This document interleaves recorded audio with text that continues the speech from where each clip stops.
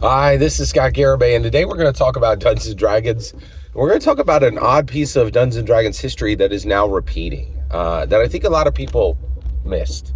February 7th, 1974, that's day one of Dungeons and Dragons. We know that now because I believe that is clearly delineated in the new, the Making of Dungeons and Dragons, 1970 to 1978, the brand new official 500-page tome that was that printed all of first edition Dungeons and Dragons. So it's playable. It's astounding. The things that happen on Dungeons and Dragons, they don't happen anywhere else. It's astonishing. There's just such a drumbeat of events that happen that a lot of people miss them. They don't even see the forest for the trees. It's incredible. But basically, so day one D&D, right? And then that's in 1974.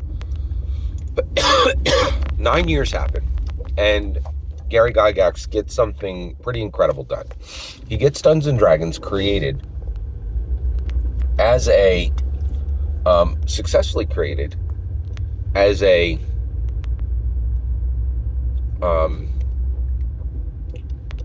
as a 1980s Saturday morning cartoon. This is huge, right? But it's really wild. Gary doesn't just, one of the problems we made right now, I don't think we're really going to have arrived at Dungeons and Dragons storytelling until the story actually incorporates the table. Like, the people at the table are part of the story, and then the story is the story, and you could see the relationships between the two, right? That's why we've really never had.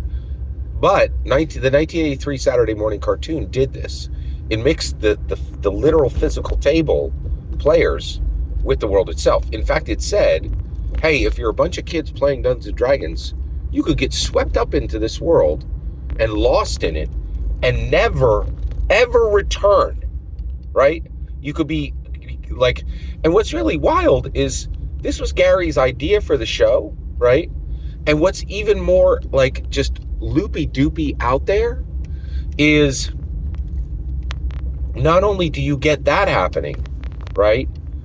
But this was happening literally in the middle of the Satanic Panic, where mothers all over the United States were saying, I think that my kid will get lost in the realms of Dungeons and Dragons and never be able to return.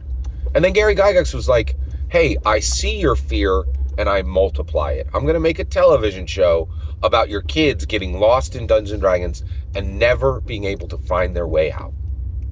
It's mind-boggling, right? Except if you understand that it's being continued today. What? It's being continued today? Are you kidding? That's incredible. That can't possibly be true. It actually is. So Hasbro is doubling down on the concept, okay?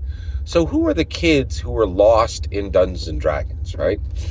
Well, let's talk about it. The kids who were lost in the realms of Dungeons and Dragons were Hank and Eric, Bobby and Sheila, brother and sister, Presto and Diana, okay? And then finally, Uni, but he was there already. But he's really part of the group. I think it's weird to leave him out.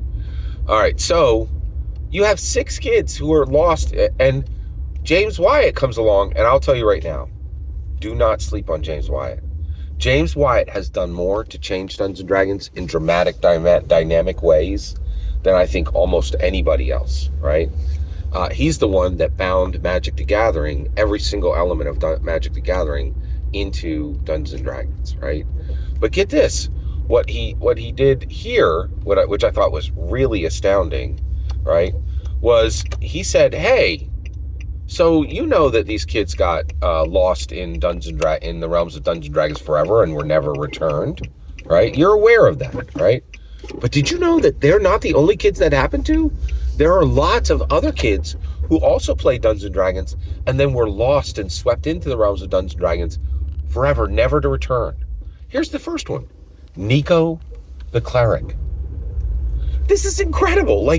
It's like taking, now the reality is it hits different today because you don't have low millions of terrified mothers that are just horrified that their kids are going to get lost in Dungeons and Dragons and never return. Literally, the concept of the show was literally their exact fear, right? And Gary Gygax was like, let me take your fear and make it into entertainment. Wait. Truth and entertainment? That's fascinating.